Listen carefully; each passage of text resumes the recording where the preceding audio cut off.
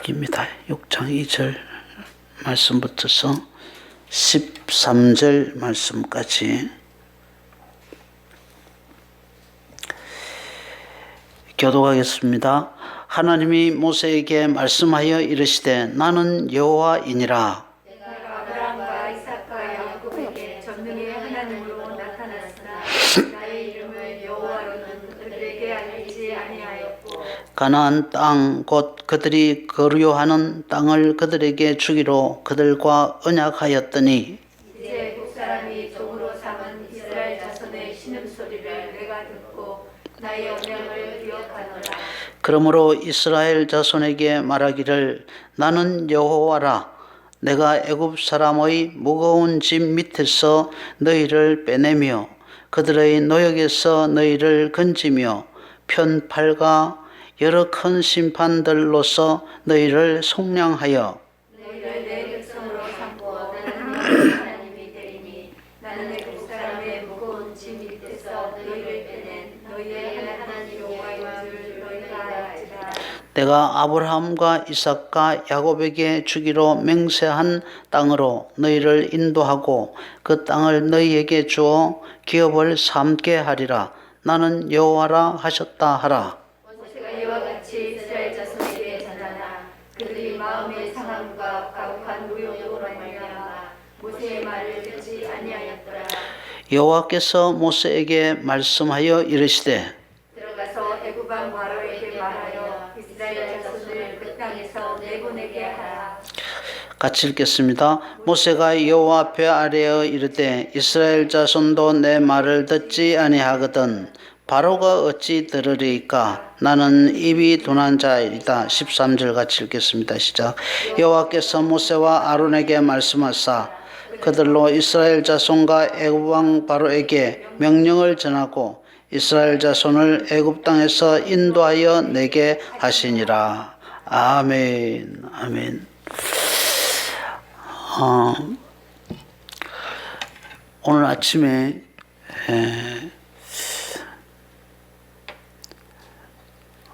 하나님께서 이스라엘 자손에게 내가 너희 조상과 약속한 땅, 그 젖과 꿀이 흐르는 그 가나안 땅을 너희에게 주리라.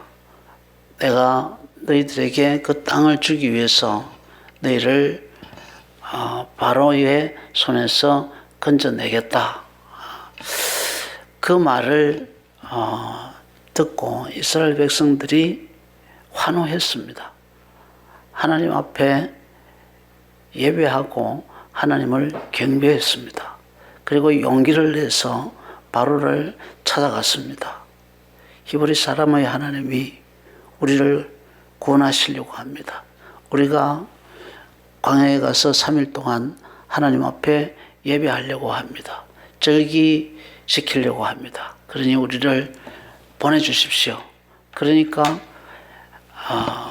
바로로부터 더 혹독한 고역이 왔습니다. 혹독한 고역을 받다 보니까 이스라엘 백성들이 이제 마음속에 모세를 원망하고 또 하나님을 원망하기 시작을 했습니다. 그래서 모세가 하나님 앞에 하나님, 내가 하나님 말씀대로 했는데 왜 이런 일이 자꾸 생기는 겁니까? 왜 이런 불평과 불만이 생기는 겁니까? 하나님 나를 보내실 때는 이런 일이 생기도록 하기 위해서 나를 보내신 건 아니지 않습니까? 그렇게 하나님 앞에 마음속에 있는 바를 그대로 쏟아냈습니다. 탄식조죠. 그리고 하나님께 불평과 불만을 섞어서 하나님 앞에 기도했습니다. 정직하게 기도했습니다. 그랬더니 하나님께서 내가 강한 손으로 어떻게 일을 하는지 보게 될 것이다.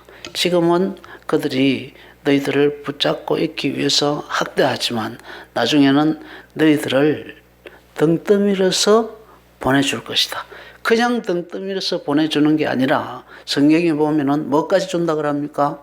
금도 주고 은도 주고 옷도 주고 그렇게 해서 너희들을 칙사처럼 이렇게 떠밀어서 어서 가십시오 라고 이렇게 보내줄 것이다.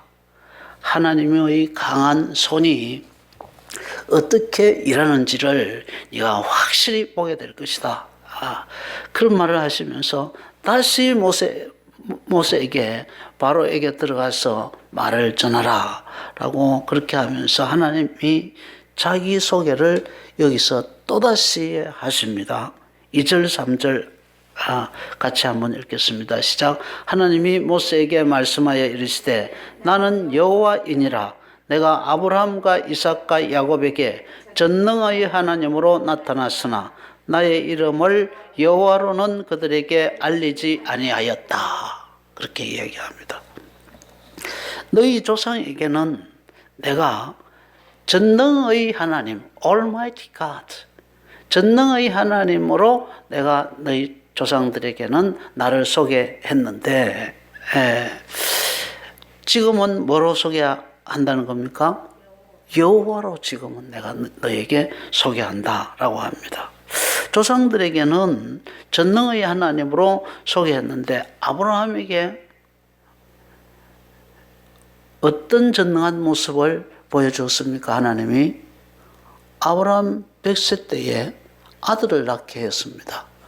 아브라함 99세 때에 하나님께서 나타나서 아브라함에게 내가 하늘의 별과 땅의 모래와 같이 많은 백성, 많은 자식들을 너에게 주겠다라고 그렇게 말씀하셨습니다. 아브라함 99세 때까지 아브라함에게 자식이 있었습니까? 없었습니까? 한 사람도 없었습니다. 하나도 없고 또 아브라함은 이미 99세입니다. 그 몸이 이미 죽었습니다. 살아있지만 생식 능력이 없습니다. 자기 아내는 경수가 끊어졌습니다. 99세 된 사람을 보고, 그 아브라함을 보고, 생식 능력이 이미 없는데, 그 아내는 화학적으로 없습니다. 그죠? 화학적으로 없는데도 불구하고, 아브라함에게 네 할례를 해라. 이렇게 이야기합니다. 내년에 너한테 아들을 줄 것인데, 올해 네 할례를 해라. 이렇게 이야기해요. 99세 때. 그 할례의 의미가, 할례는 의식적으로는 표피를 끊어내는 겁니다. 그죠? 남자의 표피를 끊어내는데 실제적인 의미는 뭐라고 그랬습니까? 남자의 생식기를 잘라버리는 것을 얘기합니다. 그러니까 99세 때 네 생식기 잘라라 이 말이에요. 네 생식기를 자르면 내년 이맘때에 아들을 낳게 되어질 것이다. 아니, 생식기를 자르는데 어떻게 자식을 낳을 수 있습니까? 그 말은 네가 자식을 낳는 게 아니라 생식기가 너에게 없어도 내가 너에게 아들을 주겠다 하는 그런 의미입니다. 할례를 한다는 의미는 내 힘으로 살지 아니하고 하나님의 힘으로 산다라고 하는 그런 의미라고 했습니다. 정말로 할례를 했는데 그 다음 해에 어떤 일이 벌어졌습니까? 100세가 됐는데 아들을 낳았습니다. 하나님의 전능성을 아브라함에게 보여준 겁니다. 내가 너희 조상들에게는 전능의 하나님으로 나를 소개했다 이겁니다. 이삭에게는 하나님의 전능성을 어떻게 보여주었습니까? 이삭이 가나안 땅에 살다가 흉년이 드니까 어디로 갑니까? 그랄 땅으로 갑니다. 그랄. 애굽과 가나안의 경계선인데 거기가 블레셋 지역입니다. 블레셋 지역. 근데 그 그랄 땅은 굉장한 박토였어요. 거기는 물이 안 납니다. 그 물이 안 나니까 농사가 잘 안 되겠죠. 그죠? 물이 안 나니까 식수도 없으니까 그랄 사람들이 그 땅을 버리고 다 다른 데로 이주해 가버렸어요. 사람들이 없는 그 땅에 이삭이 거기 그 땅에 들어갑니다. 물이, 먹는 물이 있어 살잖아요.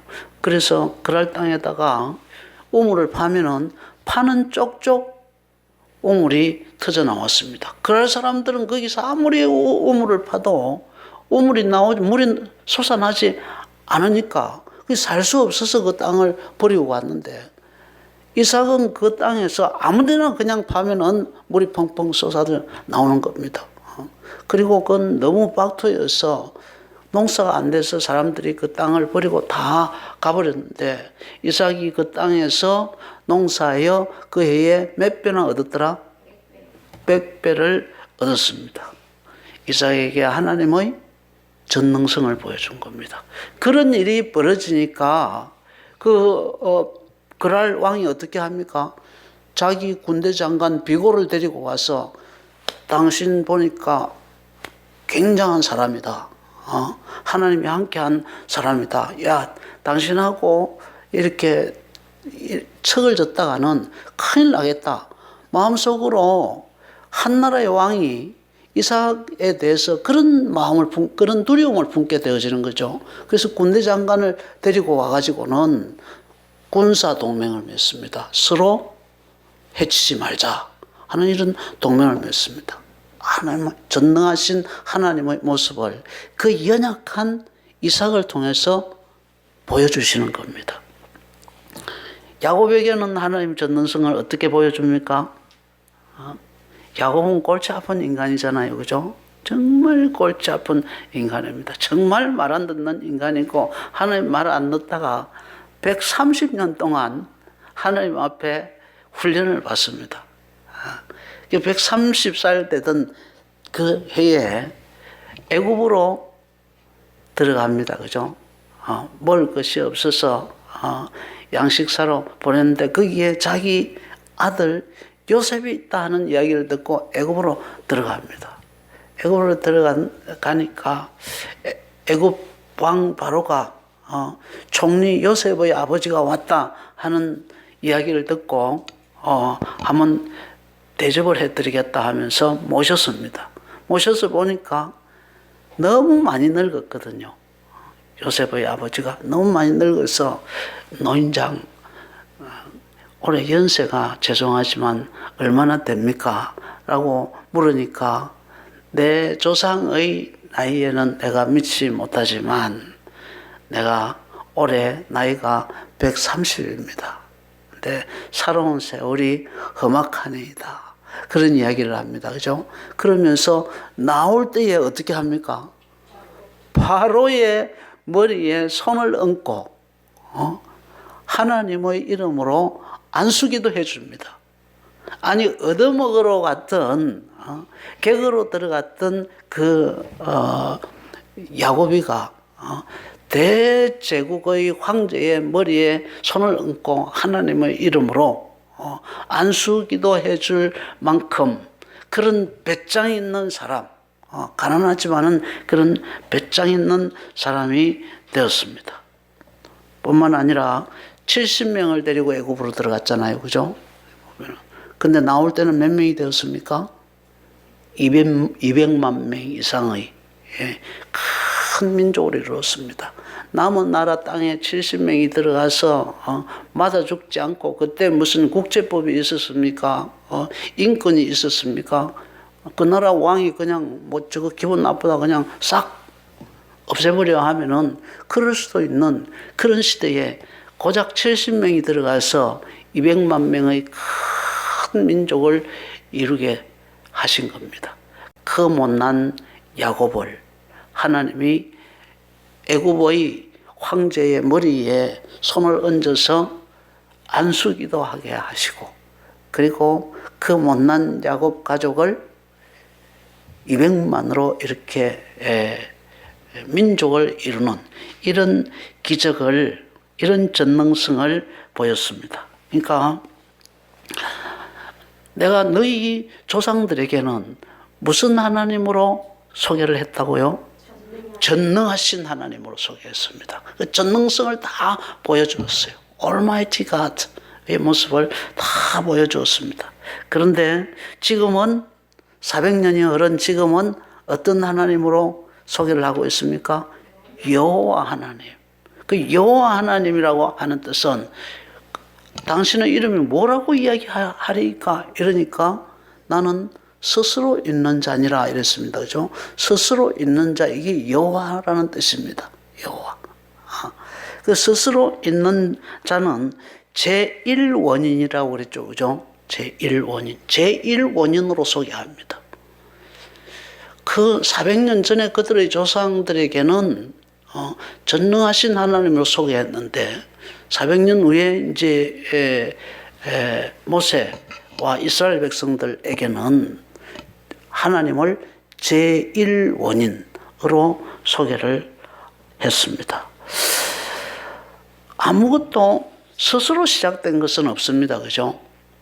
이 세상에 있는 것 중에 그 어떤 것도 자기 스스로 시작된 것은 아무것도 없습니다. 오직 하나님만 스스로 계시면서 없는 것을 있게도 하시고 있는 것을 없게도 하시는 모든 것을 시작하신 그런 분이십니다. 그러므로 스스로 있는 자, 제1원인이라고 하는 이 말은 창조의 하나님이라는 뜻도 있습니다.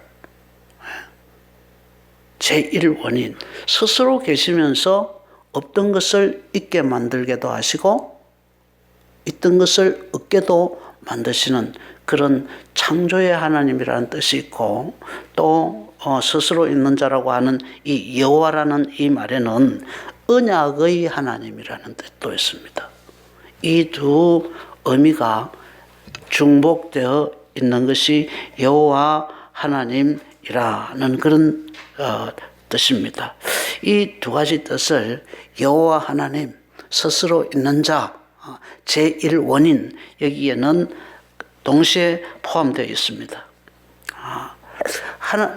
하나님이 자기 이름을 이렇게 달리 소개하는 것은 하나님이 그때의 하나님과 또 그때의 하나님이 달라서 그렇게 다르게 소개하는 것이 아닙니다. 달라서 그렇게 소개하는 것이 아니고 이스라엘의 영적인 상태에 따라서 영적인 성숙도에 따라서 하나님의 이름을 다르게 이렇게 말씀하시는 거예요. 이런 경우가 있죠, 그죠? 뭐 어떤 사람에게는 누구를 소개할 때, 그 사람 누구의 어디 사는 사람이야. 이 정도로 소개합니다, 그죠? 이 정도로 소개하고 그 사람에 대해서 잘 모르는 사람은 그 사람 어느 곳에 사는 뭐 가족 관계가 어떻게 되는 그런 사람이야.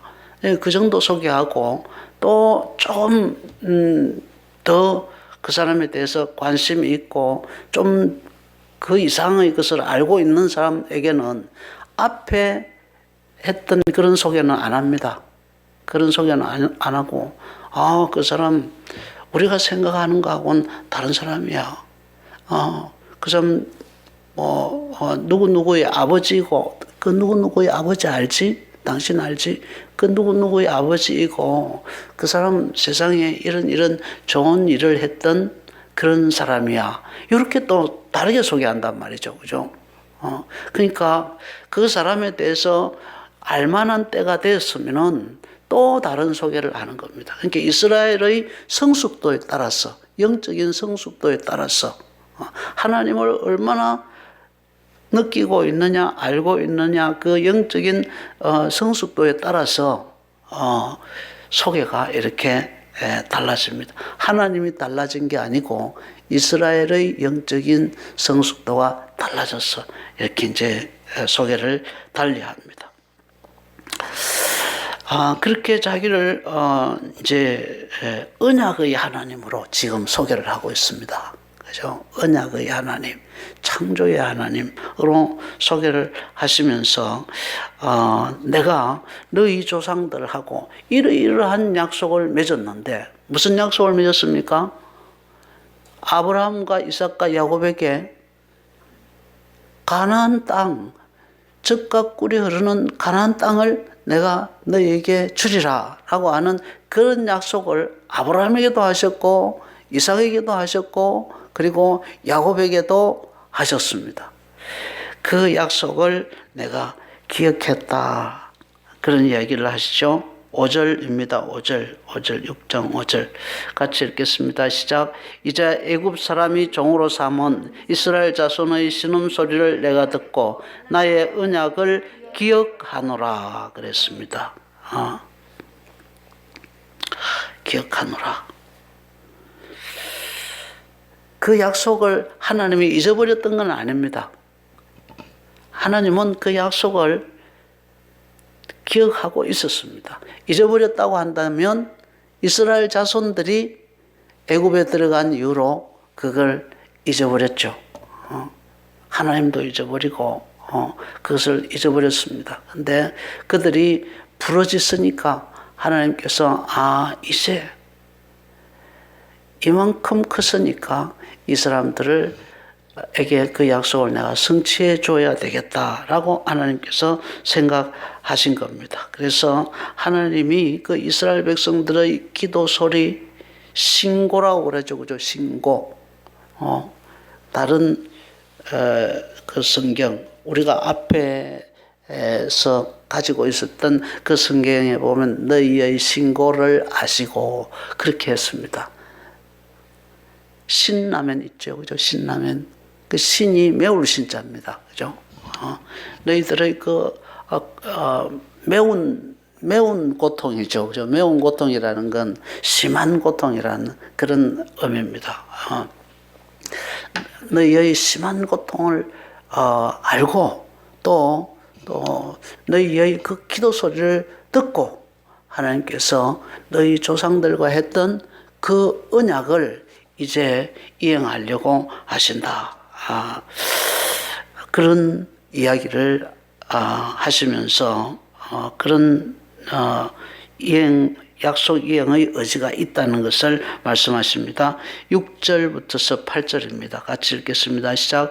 그러므로 이스라엘 자손에게 말하기를 나는 여호와라. 내가 애굽 사람의 무거운 짐 밑에서 너희를 빼내며 그들의 노역에서 너희를 건지며 편팔과 여러 큰 심판들로서 너희를 속량하여 너희를 내 백성으로 삼고 나는 너희의 하나님이 되리니 나는 애굽 사람의 무거운 짐 밑에서 너희를 빼낸 너희의 하나님 여호와인 줄 알리라. 8절.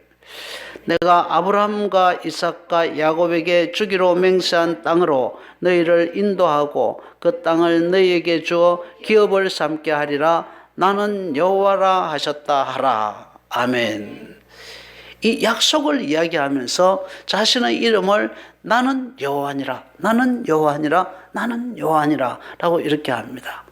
그러니까 아까 제1원인은 여호와라고 하는 그 이름은 첫 번째 창조의 하나님이다는 그런 뜻이 있고 또 이 여호와라고 하는 이름은 언약과 관계할 때 여호와라고 하는 이름을 씁니다.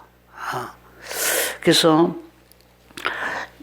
6절부터 8절 말씀에 보면은 너희 조상과 이런 약속을 맺었는데 가나안 땅을 주기로 내가 약속을 맺었는데 이제 내가 너희의 기도를 들었고 너희의 그 신고를 알므로 내가 그것을 이행하리라. 너희를 무거운 짐에서 빼내고 노역에서 건지고 여러 심판에서 너희를 속량해서 가나안 땅을 주어 너희의 기업으로 삼게 하리라. 나는 너희의 하나님 여호와니라 라고 그렇게 말씀을 합니다. 말씀을 그렇게 전했습니다. 이스라엘 백성들에게. 그런데도 이스라엘 백성들이 이렇게 전하는 모세의 말을 믿습니까? 안 믿습니까? 믿지 않죠. 아까 몇 절입니까? 아니, 그쪽으로 가지 말고.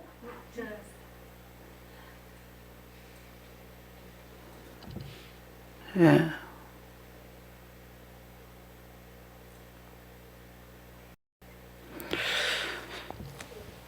그런데도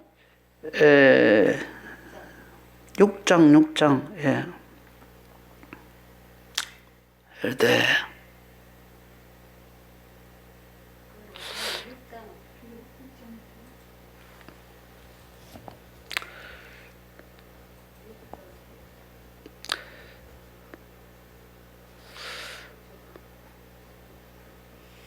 구절, 그 6장 9절입니다. 8절부터 보겠습니다. 8절, 9절. 8절, 9절 같이 읽겠습니다. 시작. 내가 아브라함과 이삭과 야곱에게 주기로 맹세한 땅으로 너희를 인도하고 그 땅을 너희에게 주어 기업을 삼게 하리라. 나는 여호와라 하셨다 하라. 모세가 이와 같이 이스라엘 자손에게 전하나 그들이 마음의 상함과 가혹한 노역으로 말미암아 모세의 말을 듣지 아니하였더라. 이렇게 되어 있습니다. 이렇게 하나님이 해주겠다. 너희 조상과 내가 이런 약속을 맺어서 내가 너희들에게 이렇게 해주겠다. 너희들 지금 얼마나 고생하는지 알고 있어.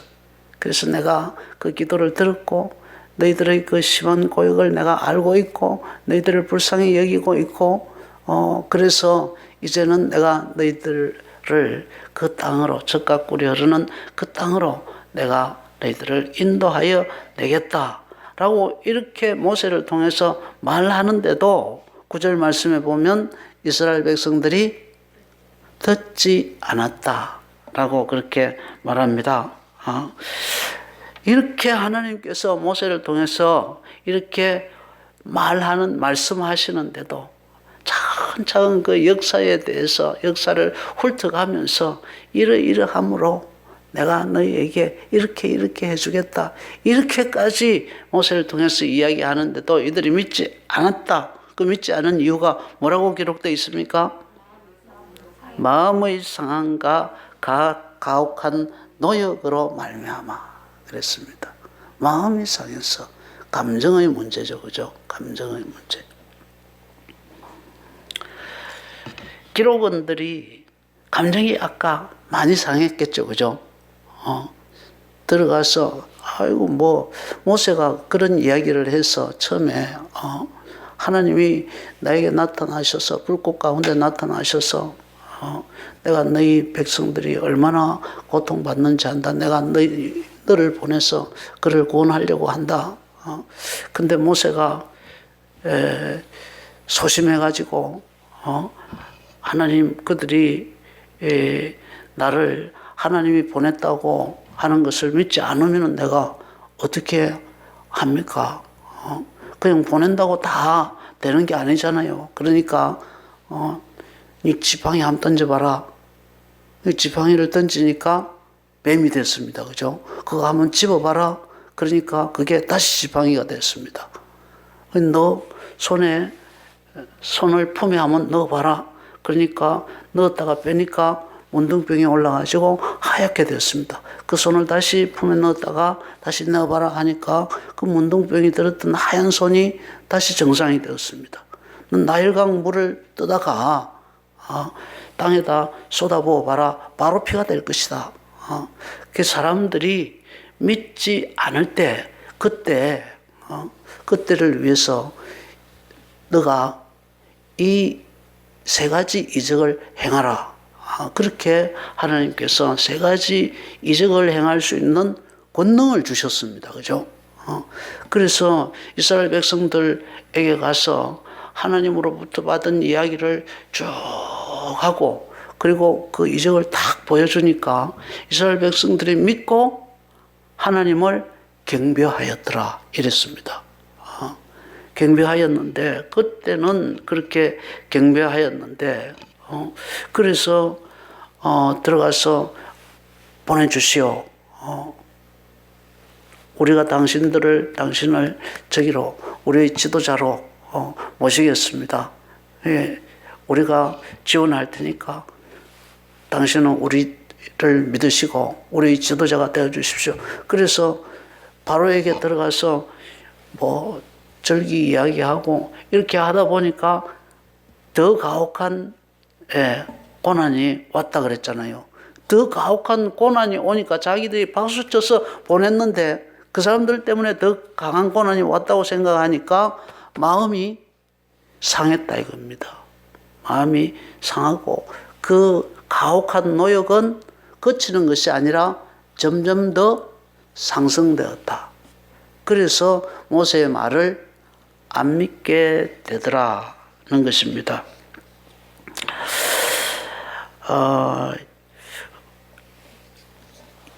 우리의 신앙생활의 적이 여러분 여기서 보면은 감정과 현실입니다. 감정을 제어하지 못하면 우리가 신앙생활을 제대로 할 수가 없습니다. 그리고 보이는 그 현상에 초점을 두게 되어지면은 신앙생활을 제대로 할 수가 없습니다. 여기 이 사람들은 모세를 믿지 않는 이유가 뭡니까? 감정이 상해서. 그리고 하나님 뜻대로 했으면은 현실이 점점 좋아져야 되는데 점점 나빠지니까 그 현상을 보면서 모세의 말을 못 믿고 하는 것입니다. 그 우리의 신앙생활은 우리의 감정과 또 보이는 현상에 얽매이게 되어지면 발전하지 않습니다. 신앙은 보이지 않는 것을 믿는 것인데 감정과 보이는 것에 휘둘리게 되어지면 진정한 믿음은 향상되지 않는 것입니다. 감정, 보이는 것 때문에 신앙이 안착하지 못하는 거예요. 그것에 초점을 두게 되어지면 보이지 않는 그 하나님에게 우리가 안착하지 못하는 것입니다. 감정과 보이는 현상을 초월하고 하나님의 인격, 보이지 않는 하나님의 인격, 보이지 않지만 우리에게 수만 가지의 약속, 흔들리지 않는 약속을 하신 그 하나님의 인격을 믿고 그분의 능력을 믿어야 신앙의 결단을 할 수 있고 위험해도 신앙의 결단을 할 수 있고 그 말씀에 순종할 수 있는 것입니다. 그것이 바로 신앙이 성장하는 요인이라는 겁니다. 신앙이 성장하기 위해서는 감정에 자꾸 휘둘리면 안 돼요. 감정이 자꾸 휘둘리면 안 되고 또 보이는 것에 자꾸 우리가 초점을 두고 무엇을 판단하고 평가하는 이것을 아주 우리가 금기해야 되는 것입니다. 이렇게 거부받은 이스라엘 백성들에게 거부받은 이 모세에게 하나님께서 다시 명령하십니다. 다시 모세 바로에게 들어가라라고 하는 명령을 하십니다. 11절 말씀입니다. 11절 같이 읽겠습니다. 시작. 들어가서 애굽 왕 바로에게 말하여 이스라엘 자손을 그 땅에서 내보내게 하라. 내보내주세요 라고 이렇게 이야기하라는 겁니다. 그러니까 모세가 얼마나 기가 차였습니까? 아니 자기 백성들도 지금 모세 바로에게 들어갔다가 나온 기록원들, 그 기록원들이 이게 다 모세 때문이야 이러면서 불만을 품고 나오던 차에 모세 일행을 만나게 되었잖아요. 그죠? 그러니까 저 사람들 때문에 우리의 신세가 깝깝하게 되었다. 그 생각을 하고 있던 차에 모세를 만나자 우리 인생 당신 어떻게 책임질 거야 이러면서 막 따지잖아요. 그러니까 모세가 하나님이 다시 바로에게 들어가서 다시 요구를 하라라고 하니까 모세가 하나님 앞에 불평을 하기를 백성들도 내 말을 자기들 구원한다고 하는데 내 말을 안 듣는데 아니 바로가 뭐가 답답해서 내 말을 듣겠습니까? 라고 그렇게 불평을 합니다. 12절입니다. 같이 읽겠습니다. 시작. 모세가 여호와 앞에 아뢰어 이르되 이스라엘 자손도 내 말을 듣지 아니하였거든 바로가 어찌 들으리까? 나는 입이 둔한 자니이다. 나는 입이 둔한 자니이다. 나 하나님 말할 줄 모릅니다. 나 바로 설득시킬 자신이 없습니다. 내가 그렇게 이야기를 해도 내 백성도 내 말을 안 듣는데,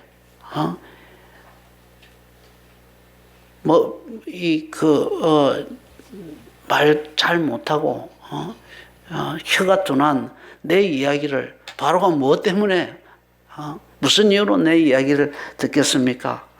라고 불평을 했습니다. 리더인 모세의 반응도 백성들의 반응과 별반 다름이 없습니다. 그죠? 하나님이 시키는 대로 해도 뭐가 잘 안 되기 때문에, 자꾸 꼬이기 때문에, 자기에게 불평이 돌아오기 때문에, 그렇기 때문에 내가 그거 왜 해야 되는데요? 해봤자 거기서 드러나는 소득이 뭔데요? 이익이 뭔데요?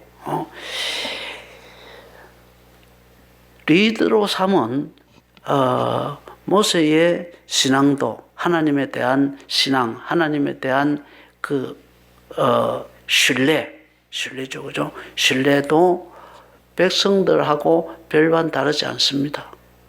하나님에 대한 신뢰가 리더인 모세에게서도 상황이 그렇게 되니까 흔들리게 되는 것을 볼 수 있습니다.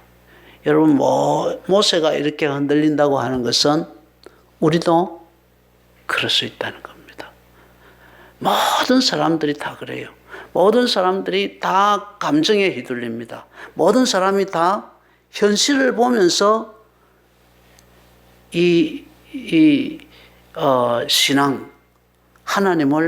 신앙생활을 현실을 보면서 이해를 합니다.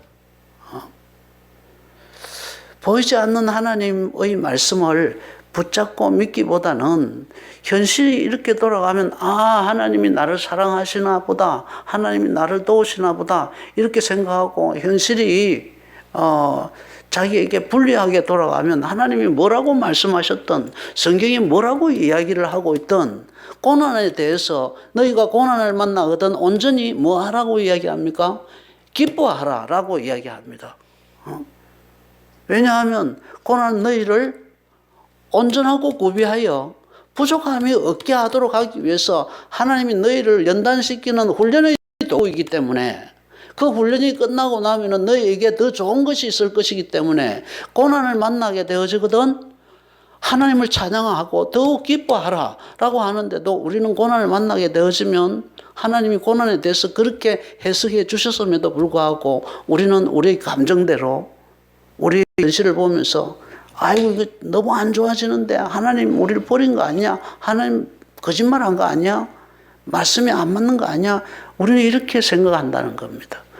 감정과 그리고 보이는 것에 너무 집착해서 무엇을 해석하는, 이것이 우리의 신앙을 가로막는 굉장히 방해 요소가 되어지는 것입니다. 그래서 우리가 다 그렇습니다. 다. 목사도 그렇고 또 성도도 그렇고 다 그렇습니다. 누구만 그렇지 않을 수 있느냐 하면은 하나님의 말씀에 뿌리를 두고 있는 사람, 그리고 하나님의 복음에 뿌리를 두고 있는 사람만 감정을 초월할 수 있고, 그리고 보이는 것을 초월해서 하나님의 말씀을 붙들고 고난 속에서도 이길 수 있는 그런 능력을 가질 수 있습니다. 저는 저와 여러분들이 감정과 보이는 것에 휘둘리지 않는 하나님의 말씀과 복음 위에 바로 서서 승리하는 그런 성도들이 될 수 있기를 주님의 이름으로 축원합니다. 모세가 그렇게 불평하지만 그 결과는 어떻게 되어지느냐 하면 13절입니다. 같이 읽겠습니다. 시작. 여호와께서 모세와 아론에게 말씀하사 그들로 이스라엘 자손과 애굽 왕 바로에게 명령을 전하고 이스라엘 자손을 애굽 땅에서 인도하여 내게 하시니라. 아멘. 결국 인도했습니까? 인도 못했습니까? 결국 인도해냈습니다. 그렇게 하나님, 아이고 내 백성도 내 말 안 듣는데 바로가 뭐 때문에 내 말을 듣겠습니까? 이렇게 했지만 하나님께서 들어가서 이야기하라 라고 하니까 결국은 바로가 그들을 출애굽시켜 주었습니다. 결국 출애굽에 성공했다는 것입니다. 출애굽에 성공했다고 하는 이것은 출애굽의 주체가 누구라는 것입니까? 하나님이라는 겁니다. 제1원인인 하나님, 창조의 하나님, 무엇을 있게도 하시고 없게도 하시는 그 하나님, 망하게도 하시고 흥하게도 하시는 그 하나님, 죽이기도 하시고 살리기도 하시는 그 하나님, 그 창조의 하나님, 그 창조의 하나님에 의해서 되었다는 겁니다. 그리고 언약의 하나님, 언약을 끝까지 지켜주시는 그 하나님에 의해서 출애굽이 성사되었다는 것을 이야기합니다. 오늘 이 본문이 우리에게 주는 교훈이 무엇이겠습니까? 하나님이 이스라엘을 기억하고 있다 그랬어요. 그 언약을 기억하고 그 언약을 지키려고 한다고 그랬어요. 그래서 결국은 여러 가지 방해가 있었지만 오늘 말씀해 보면은 그대로 되었다라고 이야기합니다. 그래서 하나님이 기억하시고 하나님이 약속하시고 하나님이 하시고자 하시는 일은 반드시 이루신다는 것입니다. 왜요?